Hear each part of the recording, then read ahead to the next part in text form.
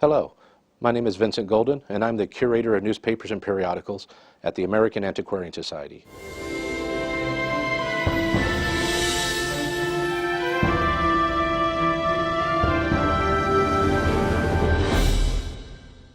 Currently, we are in the workroom of the newspaper department. With antebellum newspapers, they're generally weekly editions. They're concerned about things like size, because in the Revolutionary War, the 1700s, papers were printed on wooden presses. In the first half of the 1800s, many innovations came along, including printing with iron presses, with steam, and they can get larger presses, they could print larger sheets of paper, and they can create more text and also more images on a single sheet of paper than their ancestors could. Newspapers such as this is printed on rag paper. It consists of advertisements, local news, poetry, editorials, letters. It contains a lot of news that they have copied from other newspapers. It is, in a way, it is a local paper trying to bring in news from the outside and also distribute publicity from local outward.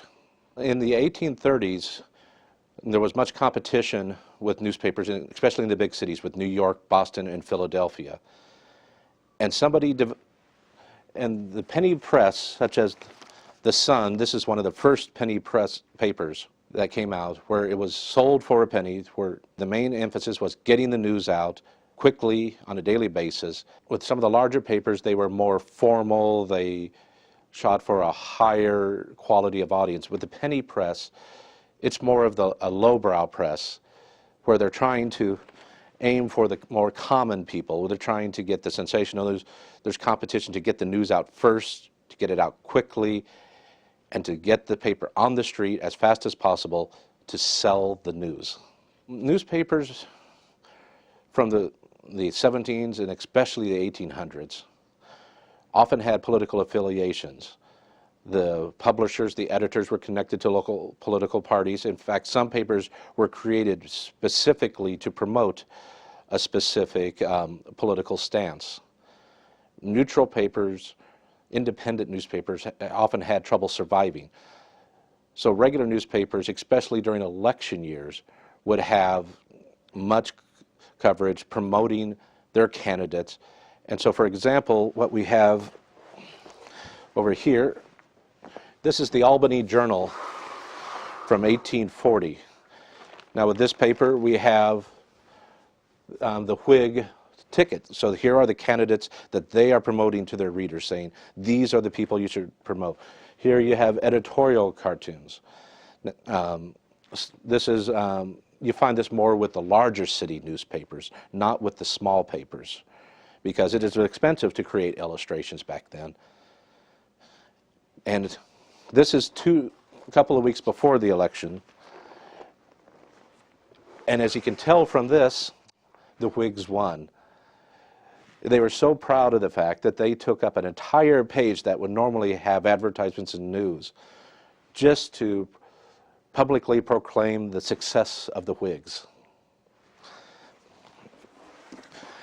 Now, newspapers' offices back then, they weren't like printing 24 hours a day. Their presses had idle time. They had excess capacity to print.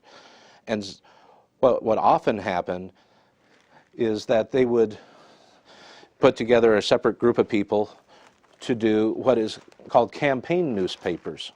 These were on the presses of regular newspapers, but these were specifically printed just during campaigns. This is, for instance, this is the Log Cabin, one of the more famous campaign newspapers published in both New York and Albany by Horace Greeley.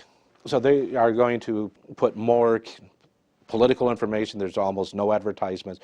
This is mainly a promotional material, often coming out weekly to promote their candidates, to distribute it as widely as possible. So this was a campaign tool. Here's another one, also a Whig paper from Dayton, Ohio from 1844, that same old coon. Now in this case, they're referring to the raccoon, which was the symbol of the Whig Party.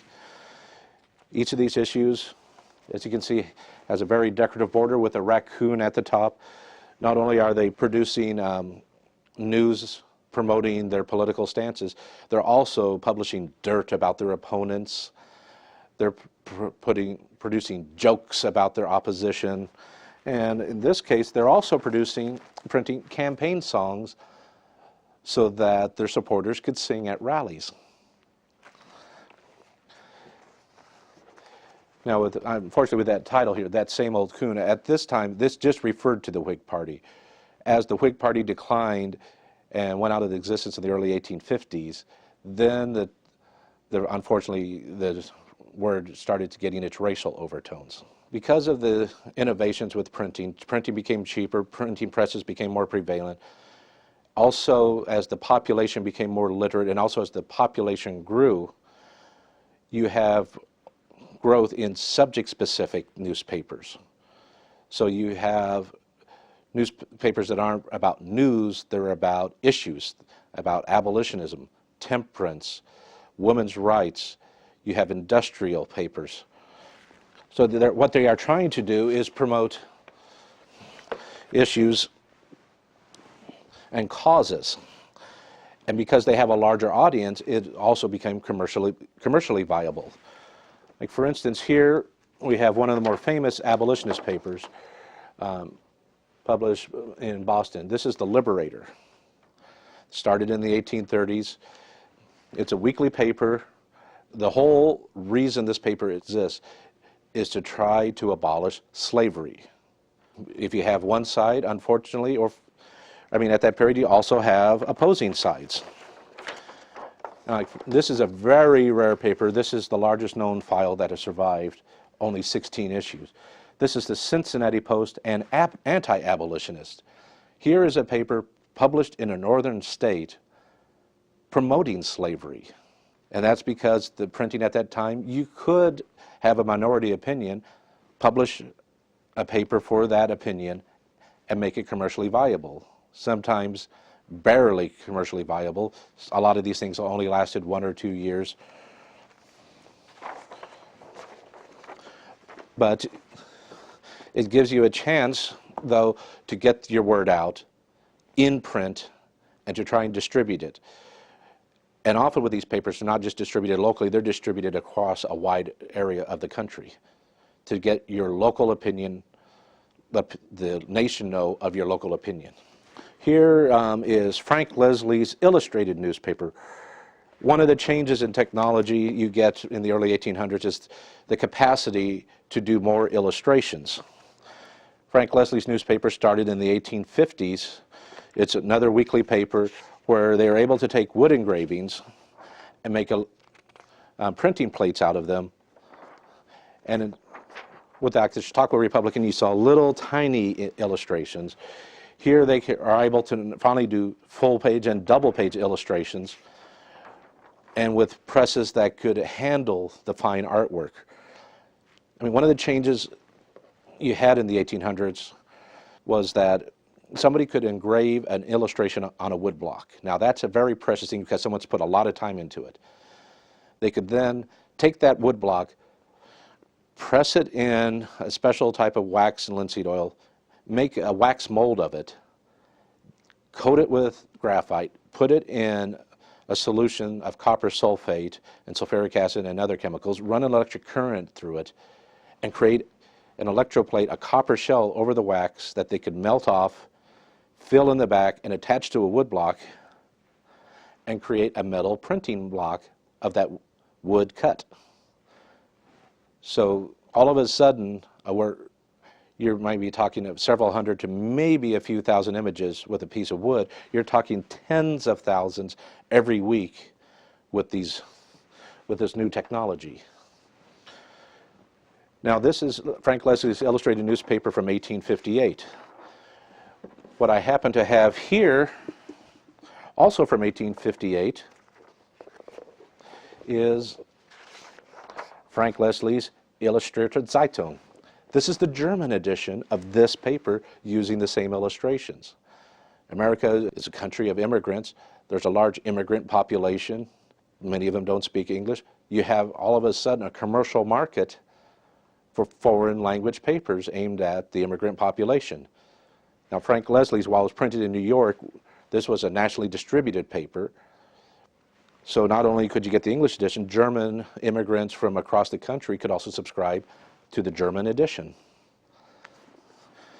In our collection, we have newspapers in French, Italian, Welsh, Polish, Scandinavians, Spanish. And so all of these papers are aimed at this great influx of immigrants. Now, another newspaper, this is one of my particular favorites. This is the National Police Gazette. They are publishing details, news, and stories about the lowest of low lives, your pickpockets, your murders, your thieves. And so here again, it's a sensationalist newspaper. They could do, once again, we've seen illustrations. They also publish lists of army deserters. They are using some of the most sensational news and publishing it as a police report. So it's, in a way, it's, yes, we are publishing the worst stories, but it's in the form of a report that the police, this is news about the police, what they're gathering and letting the community know. So it's sort of an interesting balance that they're trying to get. I mean, here is a list of deserters from the Army. And here's an article about Lives of the Felons, which was a series, which is a wonderful stories that deserves to be reprinted. Here is a temperance newspaper. This here is the Massachusetts Cataract and Worcester County Waterfall. Notice the whole imagery and emphasis on water. They're trying to promote not drinking, they're promoting water as the life liquid. Liquor is evil, water is good. And you have, it was a nationwide movement. And they had newspapers all over the country trying to promote this healthy lifestyle.